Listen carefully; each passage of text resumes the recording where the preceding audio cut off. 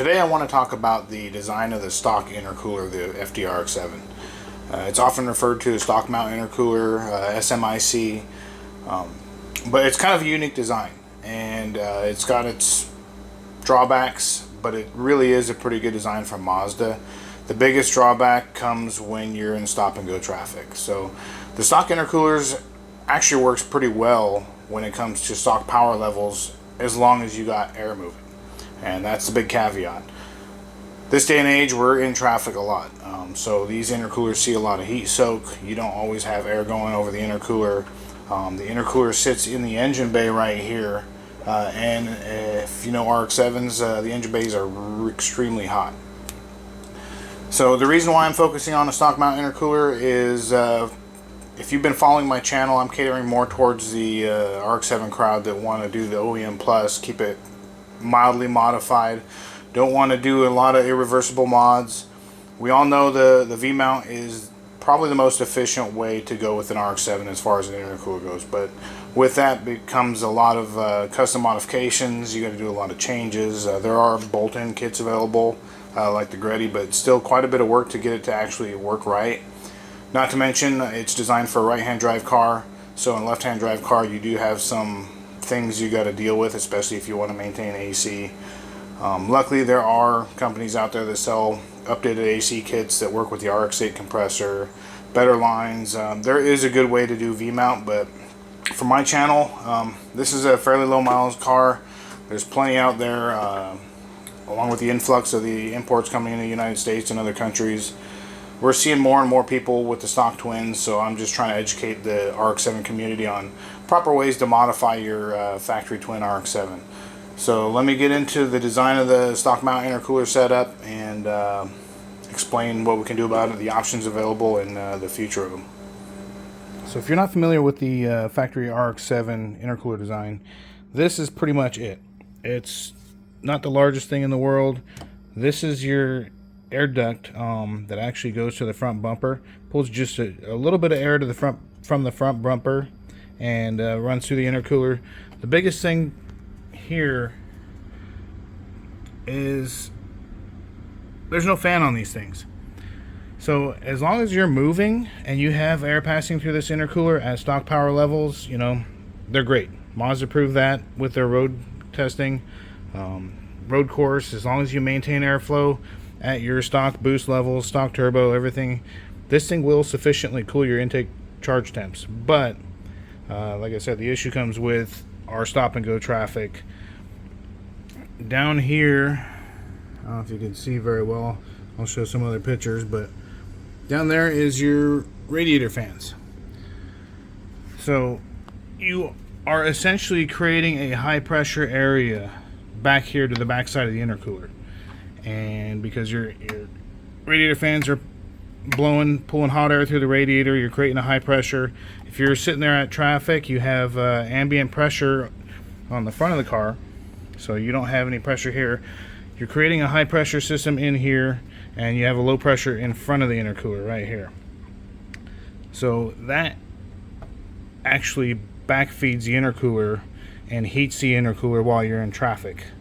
And that's doing the opposite of what you want the intercooler to do, because you want it to actually cooling air, but instead you're actually heating your air up with engine bay heat, because you're backfeeding air into this intercooler. So the biggest flaw I think in the system is not having a fan, because if it did have a fan with a proper shroud, these wouldn't have nearly as much heat soak in traffic. But maybe when they designed these, traffic wasn't nearly as bad back in the day.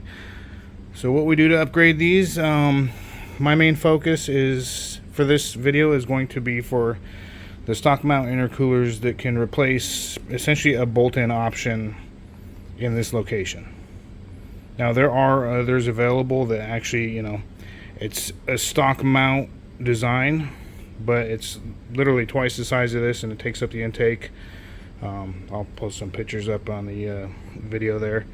But then you have to run the hot air intakes, you know, cone filters over here.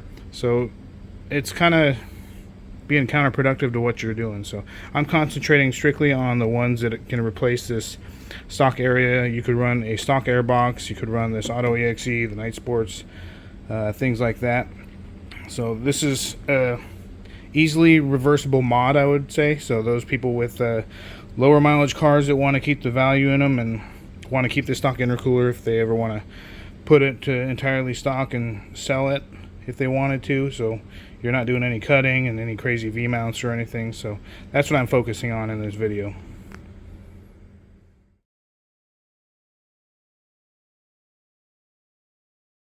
Sufficient airflow through heat exchangers is key, not just to the units, and this goes for any kind of heat exchanger, whether it be an oil cooler, radiator, intercooler, anything that's meant to transfer heat like this. You need airflow through it, not just getting air to it. So proper ducting is imperative. I see a lot of people tend to remove all the unsightly plastics under the hood, not really understanding like you need to have air directing through the intercooler. As you see here, this is an extreme case, but unfortunately we do see this kind of frequently where they just have an open intercooler and they think it's cool to see the entire intercooler, but you're really just heat soaking that thing and it's not really doing its job at all. Same thing with running what I call the hot air intakes. You're actually being counterproductive to what you want to do for cooling the air charge. So you're taking in hot air and making the intercooler having to work that much harder, even with proper ducting. So I'm not really a fan of these types of intakes. You can watch my intake video and I kind of go over the differences there. Sometimes you can have shields blocking some heat, but something totally enclosed and then pulling from a fresh air location is best. Even a V-mount setup can suffer from improper ducting. As you can see here, if you don't have ducting forcing the air through each heat exchanger, air is going to follow the path of least resistance, so it's just going to shoot out the sides and go in the engine bay while you're moving. So yeah, you're going to get some airflow passing through the heat exchangers, but the majority of it is going to be going around them and not going to coolant temps or intake charge temps. So even if you run a V-mount setup, I always run a type of splitter in between the radiator and the intercooler to make sure that each one gets sufficient airflow, because if one has a more dense fin design than the other, then the air's going to go through the least dense. So what options do we have as far as stock mount intercoolers go? Unfortunately, as far as newly made goes, we don't have any options. In the Japanese market, there were plenty made from different manufacturers like Rotary, Memiya, Blitz, and a few others. These all perform pretty well. You can still find a lot of them regularly secondhand, which a lot of people do. They still work great. If you could find a full kit with the ducting they came with, even better. Some of them are designed to mount up to the stock duct, which can work all right, but if it's a taller core, then you're only ducting air to some of the core. But for the most part, these stock mounts work pretty good for the secondhand aftermarkets. Plenty of people have been running 350, 400 horsepower through these safely. They have enough cooling capacity to do that. But again, they suffer from the same thing that the stock one does. If you don't install your own fan system, you're still going to get quite a bit of heat soak. So that brings us to what's available new that's going to be a direct bolt-in for these. Looks like as of right now, there are only 3 options that I can track down that are really viable for our cars. All 3 are stacked intercooler designs, meaning they have 2 intercooler cores stacked on top of each other and the air flows through in like a U shape. So they're kind of deemed the U type intercooler. KnightSports, I believe, was the pioneer of this. This is the OG one. This is the one I was planning on going with when I started looking into it, just because of the JDM heritage. I like my KnightSports stuff. But then there was a couple of guys out of Australia that designed one, and I'm not sure exactly what happened, but they had a falling out and went different ways. So we then ended up with 2 different intercoolers from Australia that are essentially very similar in design. Like I mentioned before, the KnightSports was essentially my top pick when it came to a stock mount. This was the Mac Daddy up until the Australian intercoolers came out. This is still a pretty good option. It's very simple. You can see the design is made of sheet metal, kind of harsh angles, nothing really smooth about it. So some people complain about that, but this has been many people's choice for years. You can watch Jack Cecil's video on when he installs this into his RZ. That guy's got a beautiful car, and he knows these cars pretty well. If you want to keep to JDM parts with these, this is a pretty good option. Out of the 3, this is the least expensive unit. It goes for about $1,300, plus you got to pay shipping from Japan at the time I'm making this video. The good thing about this U-type design is you can fit a fan on it yourself fairly easily. since you have the inlet and outlet of the intercooler both on the top side, whereas the regular stock mounts, you have the inlet on the bottom side of the core, and it's kind of tough to fit a fan in there with the proper shroud. The next one up is the first Australian core, the original. This is being sold by Marcus. Also goes by FD Specialist on Facebook. Used to be the doctor on the forums, if you remember him. He's known for making some pretty wild claims, and his product seems to be moving pretty good. The first thing you notice is shear size. These are pretty large cores, which are supposed to handle power over 500 horsepower. This one utilizes PWR cores, and if you know anything about PWR, they're fantastic. They're really top the line for as far as heat exchangers go. This is a tube and fin design. You can see the intakes are sheet metal, like the KnightSports, but the tank design is a little bit different. You have gradual bend going down underneath the outlet of the intercooler. Last I heard, these things are around $1,800. The next one is the FD Motorsports intercooler kit sold by Sasha. Neither one of these guys have a storefront that I know of. They mainly just get pinged through social media. That's how I've spoke with them in the past. They may sell through local shops in Australia, but since I'm not based in Australia, I don't know. This is what I consider to be an updated version of the PWR kit sold by Marcus. This is also by far the best looking design in my opinion. The cast end tanks give it a super clean look. If you get them powder coated black, it drops in and looks almost like factory. Like you can probably pass inspections in states like California or any other location that might have a visual inspection. The next biggest change you see is this is the only kit offered with a fan, and that has been my biggest complaint with any intercooler option with our cars. Is that's the only way to mitigate the heat soak and stop and go traffic. Since the two Australian intercooler kits are very similar, I'm just showing you a comparison between the KnightSports and the newest one from FD Motorsports. One benefit, in my opinion, just for aesthetically pleasing wise, is the carbon fiber air duct. I'm a big carbon fiber nut. I have the Auto EXE intake, so to me, that's just something I would really want to match in my engine bay. Just look that much better. The end tanks obviously are nice and smooth. Even the FD Specialist one with the bent sheet metal cores just have a smoother transition into the first tank. Let's talk about some of the drawbacks that we might see with the U-type core.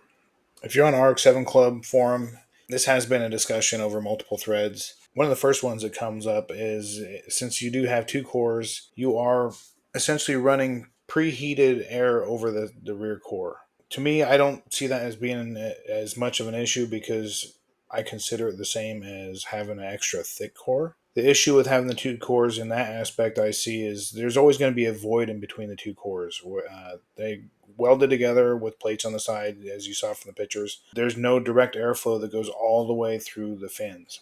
There's always going to be this gap between the two cores where there might be some airflow issues and it's not going to go straight through all the fins. I think that's probably negligible in this case, but that's the only thing I can see as far as that is concerned.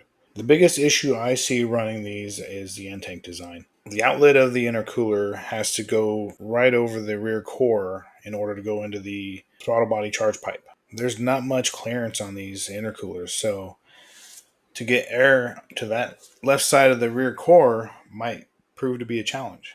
With a lot of aftermarket end tank designs, designers build in these little dividers within the end tank to help divide and distribute the air accordingly. I have not seen any signs of this from any of the pictures I have found from these intercoolers. I have not had access to one of these to visually inspect personally, but I have not seen any mention of this either. So I can see that the rear core may have some issue being as efficient as it could be if they don't use these types of dividers within the intakes to properly distribute the air. You might only be utilizing half to, 2/3 of the core with how much space you have and how the air flows into the intercooler. So I see that as the largest drawback when running these U types is the rear core I don't think is being utilized as much as it could be with the end tank design. Now let's talk about the feature I was most excited about when I saw the FD Motorsports kit. Unfortunately, it's kind of become a love-hate relationship as I've dove into investigating these intercoolers because for the price point, last I heard, these are around $2,300, probably plus shipping. I got to get it from Australia. So you're going to be spending probably close to what you would on a V-mount setup other than having the ease of bolting this in for this intercooler setup. Once I started looking into the fan design and the shroud design, I found what I'd consider to be a pretty large oversight. As you can see from the pictures, this shroud is pretty much butted right up against the intercooler. That to me tells me that there's probably not sufficient space behind the intercooler to allow air to pass through at any kind of volume. So while the fan probably does keep away the heat soak and this thing probably works pretty good in traffic and whatnot, you're probably only utilizing maybe half the core. Which for the bolt-on car, making 300 horsepower, that may be all you need is whatever area that fan is working through. But in order to utilize this core and show the high horsepower numbers, the 500 horsepower numbers that it could supposedly support, I think you would need sufficient airflow to get enough volume through both intercooler cores across the whole rectangular area. This fan looks to be 6.5 inches, so I would think you're really only getting sufficient airflow in that circular pattern on the core. Most fan shrouds need to be stood off from the radiator or intercooler, whatever heat exchanger you're using, to allow the air to escape the back of the core and release through the shroud. This, to me, does not look like it's sufficient space. Without hands-on testing, I can't tell whether or not that is the case, but just from the pictures, this to me looks like it's pretty much right up against the core, and there's very minimal space in between the fins and the shroud. So what do we do with this information? I don't think you can argue that there's a single best intercooler on the market overall. You really have to go case by case basis on what fits your build. If you're going for crazy high horsepower, it's pretty obvious some of the smaller ones aren't going to work. Here's a intercooler size comparison I drew up. These are dimensions I found just searching on the forums, what people posted measuring their intercoolers they had offhand. There's a couple of these floating around the RX7 club board where people have made similar charts. But you can see the smallest aftermarket one is twice the size of the stock one. So you're already going to be seeing better cooling with that, given you have the proper ducting. Now, unfortunately, like I mentioned before, all the smaller ones are all secondhand. I don't think I can find a new unit out there as far as the JDM ones go. So if you're looking for new, which me personally, I like putting new parts on my car, I'm kind of stuck with going with the KnightSports or the two Australian models. After doing tons of research on all these different intercoolers, it's hard for me to justify spending the money on these U-type intercoolers when I can see some pretty obvious drawbacks to running them. Yeah, they may work for my build because I'm not looking at pushing any more than 350 horsepower. I'm doing real mild, but I still don't want to spend that kind of money on something that's not going to be as efficient as it could be. I could go with a used unit because I really love like the Mamiya one, but those are kind of hard to find with the proper ducting, and I would probably want to design my own anyway to get proper ducting. And then I'm still stuck with the fact that it's going to be really hard to create a fan and a shroud that's going to work with that design of intercooler with the intake on the bottom and the turbos feeding into the bottom side of the core and then coming out the top. So I've decided to design my own intercooler. So I've taken everything I've learned from researching all these intercoolers, and I've gotten a little bit ambitious and ordered my own core. Took some measurements. This is the biggest I can fit in there with our size restraints that we have in the engine bay, while including the fan shroud that I want. And I'm going to learn from all the mistakes that I found with all the other ones, and I'm going to hopefully design the proper fan shroud or have one with provisions with enough clearance to allow the air to pass through the fins and get out efficiently, or provision something in here that will allow that. So a fan is a must. I'm going to address the end tank designs. I've already got some designs in mind for that. This is the factory air duct, and thanks to Kevin at RX7parts.com for letting me snag this off of him for the time being so I can get this modeled. And I essentially have to adapt this to that. You see there's a pretty massive size difference over the factory one. So I'm going to get this 3D scanned. I'm going to model it, probably 3D print it in parts, then send it to my friend who's going to use that as a mold and make the final product out of carbon fiber so I can have my carbon fiber intake duct like I wanted to match my auto EXE intake. So yeah, this is a pretty ambitious project, but like I said, I'm not comfortable with spending that amount of money on an intercooler that's going to be less than what I want it to be. I think we can do better. At this day and age, I think we can modernize and do a better intercooler. I would really like to keep the JDM aspect and do like the KnightSports or the REM EMEA, but like I mentioned, there's downsides to those. I have done CFD analysis on drawings I made with those intercoolers, and I'll present those in the next video. They pretty much confirm what I thought about the end tank design, so that's the main reason why I'm not going with the KnightSports and making my own fan, is because there's some pretty surprising findings with the flow with that rear core. I think it'll support the horsepower that I'm planning on, but still, if I'm going to spend that kind of money, I want something that's going to be more efficient and more in line with what I like. And I have the ability to build this kind of stuff, so I'm going to take advantage of it and hopefully come out with something really clean and really functional. So stay tuned.